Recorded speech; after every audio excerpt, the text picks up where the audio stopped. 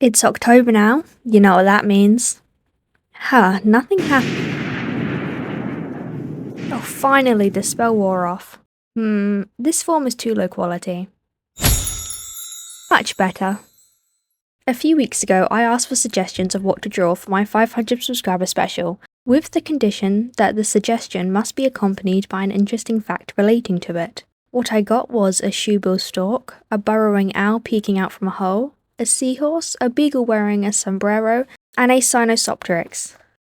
To keep it interesting, I decided that instead of just drawing them all in graphite like I originally intended, I should randomise the medium, and so I cut a couple post-it notes up so that I could draw the options like a raffle. Once I folded them all up, it was time to throw them into the cauldron, which is still full of candle wax, so I'll just discreetly move them into another container.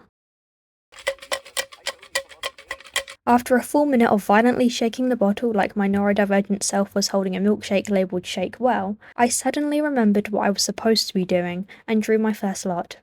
The shoebill stalk will be in graphite. Just before drawing this, I got a drawing board, so I couldn't quite figure out how to film the drawing, so the time lapse is at an odd angle.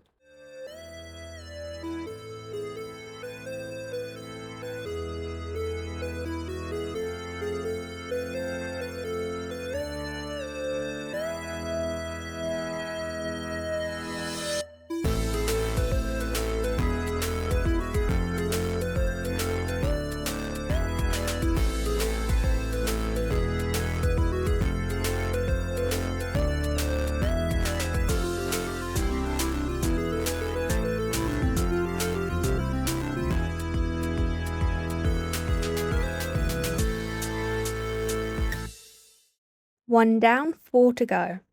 What will I be doing with such an adorable owl? Animation! Since I had magic on my mind, I decided to animate the owl peeking out of a magician's hat.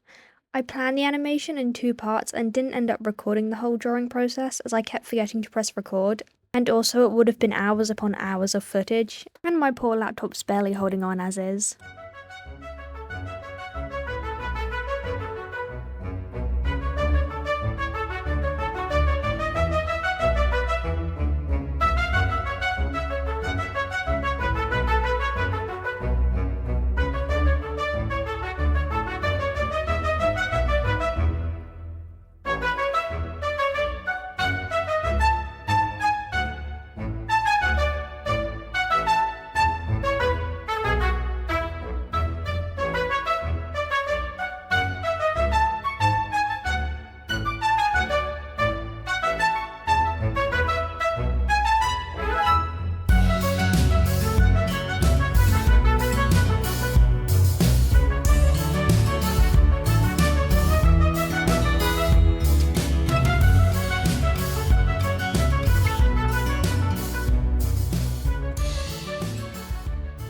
All we need now is to add some sound effects, and that should be done.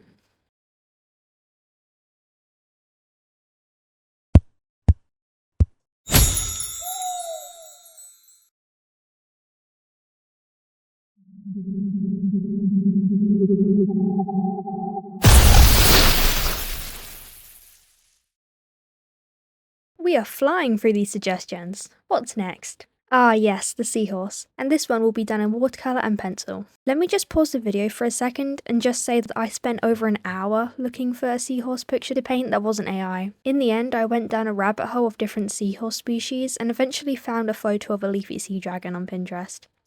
Is it a true seahorse? I have no idea, but every photo of a traditional seahorse I found was this.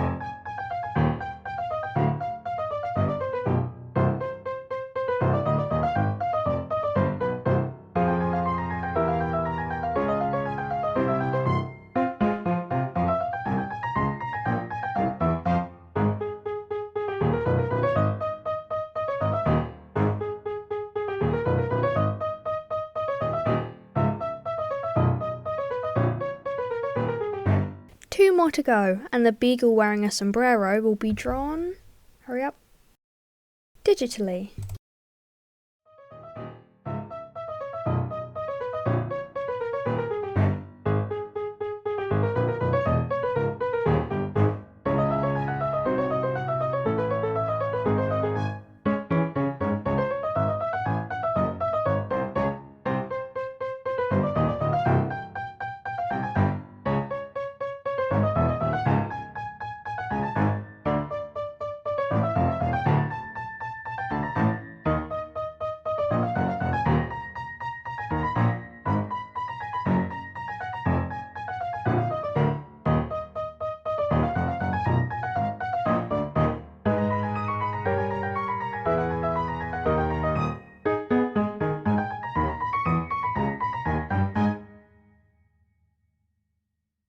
Last but not least, the Sinosopteryx, which will be done in crochet. And I say crochet very lightly as I lost my hooks, so it's more of an art doll than a plush. For those who don't know what a Sinosopteryx is, it's a small feathered dinosaur that's orange on top and white under. You may be familiar with its fossil.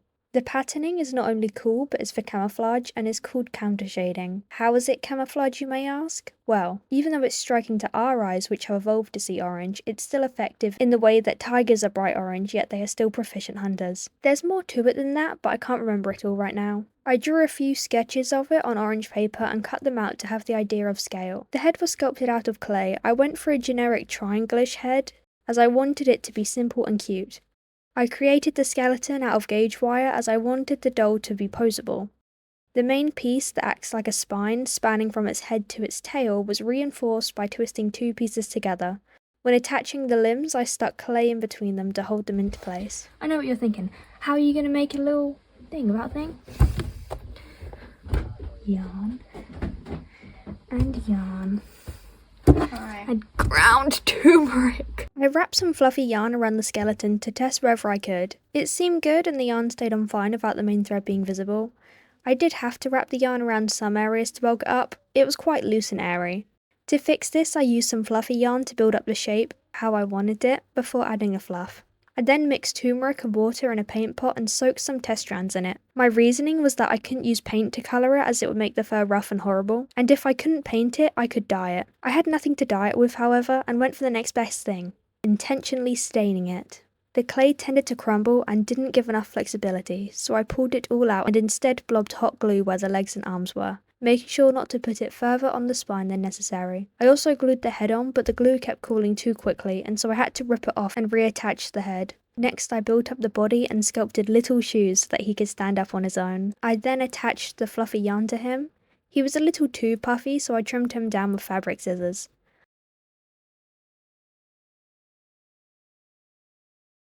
After forgetting to brush all the loose fluff off of him, I began painting the markings onto the body. Let's appreciate how good this little guy is looking right now, because he's about to be ruined. 3, 2, 1. Yeah, I tried to wash him. Why? Not completely sure. I was very tired. I think this is a fan. My reasoning was that when people dye their hair, they have to rinse all the leftover dye, so I tried to rinse all the leftover turmeric and it just turned it into a chicken. After drying for a couple days, I decided to paint the face and cut the top off some crochet eyes and glue it onto the head. I also painted the exposed wire of the arms and legs before painting the shoes, which will remain in place of feet. And there's my little guy. I'm sure that if I didn't mess up the pattern, he'd be perfect, but the yellow is growing on me. Because the wire inside him is soft, I can pose him however I want. I just need to be careful that he doesn't tip over. The more I look at him, the cuter he becomes. And I wonder what to name him. What the? Hello? Oh, that's perfect. Thank you very much. Everybody, meet Clive. On to the glamour shots.